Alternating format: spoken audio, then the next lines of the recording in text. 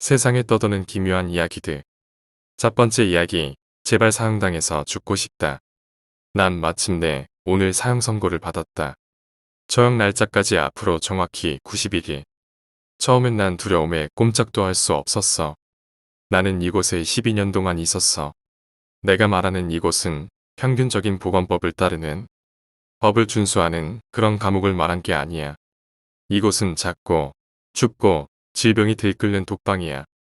그들이 이곳에 날 가둔 이후로 신선한 공기를 마셔보지도, 태양을 보지도, 그리고 내가 사랑하는 사람들의 목소리를 들어보지도 못했어. 내게 주어진 세상이라고는 이 콘크리트 상자뿐이야. 오해는 하지 마. 난 비록 비참한 존재이지만 어떻게든 이 끊이지 않는 희망에 여전히 시달리고 있어. 내가 살아남은 이상 희망이 있을 거라고 생각하는 내 자신을 납득 안 하려 해도 안 할 수가 없었어. 뭐 더 이상 문제될 건 없지만 난 결백하다고. 대충 79일쯤 남았어. 난 복도 끝에 창문을 보기 위해 창살의 얼굴을 꾹 갖다 댔어. 집요하게 말야. 아무런 도구나 재료 없이 내가 죽어갈 날짜를 세려고 노력하는 건 정말 고통스러운 일이야. 잠들고 싶지 않아. 잠이 들면서까지 시간의 흐름을 알아차릴 수 없는 위험을 감수하고 싶지 않아. 하지만 잠들고 싶어. 이 생각을 멈출 수 있게 말야. 이건 너무 악랄해. 2달 남았어. 난 간수에게 제발 시계를 보게 해달라고 부탁하고 빌었어. 그리고 처음으로 내 요구가 승인되었어.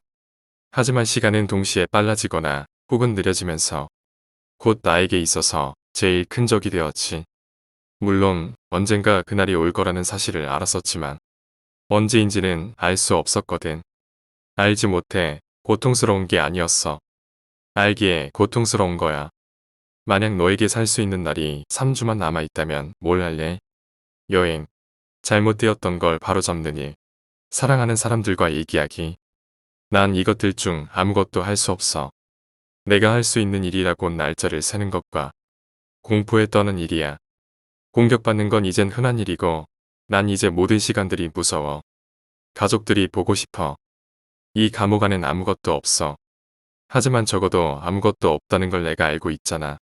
이 벽들은 내 거야. 적어도 익숙하잖아. 하지만 죽음은 정말 철저히 아무것도 알려지지 않았잖아. 지금 내 상황보다 더욱 나빠질 수 있는 실질적인 확률이 있다는 거야.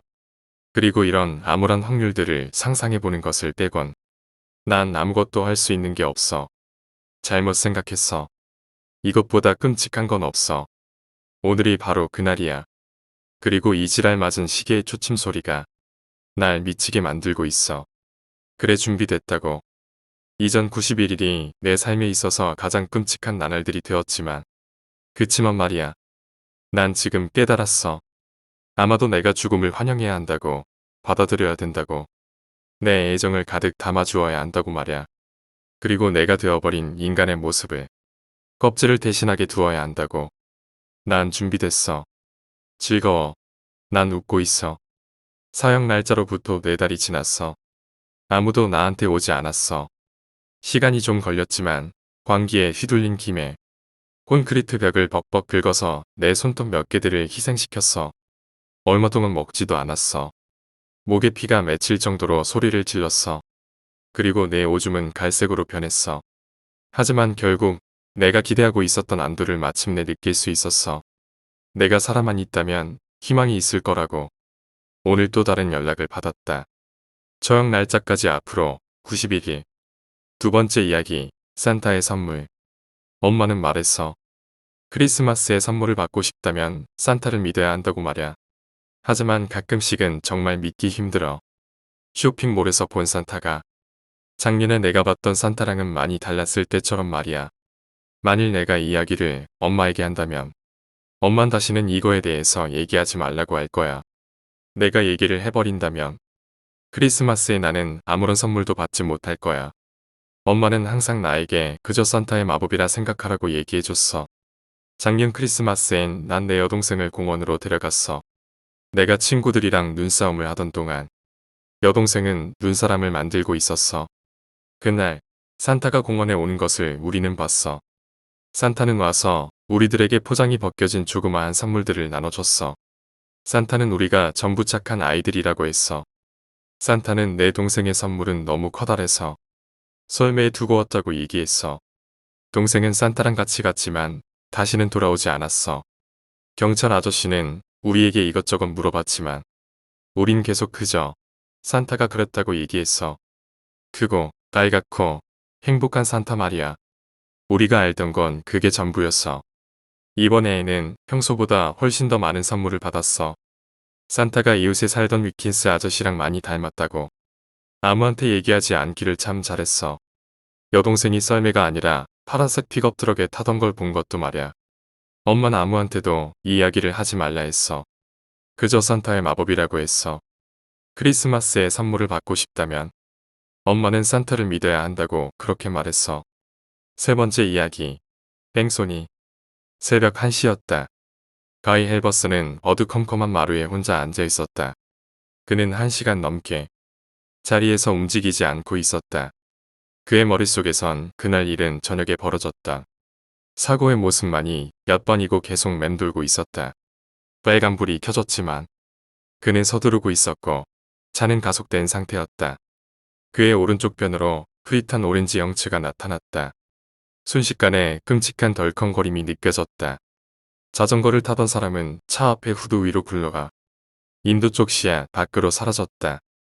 경적은 요란하게 울려댔고 그는 공황 상태에 빠졌다. 그는 발을 엑셀 페달로 옮겼다. 끼익하는 소리와 함께 그는 그 혼란에서부터 어둠 속으로 달아나 버렸다. 떨리는 몸을 이끌고 집에 도착하기까지 그는 사이드 미러만을 줄곧 살피고 있었다. 왜 도망친 거야, 이 멍청아. 이 일이 일어나기 전까지 그는 단 한 번도 범죄를 저지른 적이 없었다. 그는 자신이 감옥에서 보내게 될 시간들, 사라져버릴 그의 커리어, 그의 가족, 그리고 그의 미래를 상상하며 자신을 자책했다. 지금이라도 경찰을 찾아가는 건 어때? 넌 변호사를 구할 수 있잖아. 그때 누군가가 그의 집 정문을 두드렸고 그의 세계는 순식간에 무너져 내렸다. 그들이 나를 찾아낸 거야. 대답하는 거 외에는 그가 할 수 있는 일은 아무것도 없었다. 도망치는 건 상황을 더 나쁘게 만들 것이었다. 떨리는 몸을 일으켜 그는 문을 열었다. 현관등 아래로 경찰이 서 있었다. 하버슨 씨 되시나요? 엄숙한 표정의 경관이 그에게 물었다. 그는 다 내려놓은 듯한 한숨을 내쉬었다. 죄송하지만 전해드려야 할 안 좋은 소식이 있습니다. 금일 저녁에 아드님의 자전거가 뺑소니를 당했습니다. 아드님은 그 자리에서 사망했고요. 정말 유감으로 생각합니다. 오늘 이야기는 여기까지입니다. 오늘 이야기가 재미있으셨다면 구독과 좋아요 부탁드립니다. 감사합니다.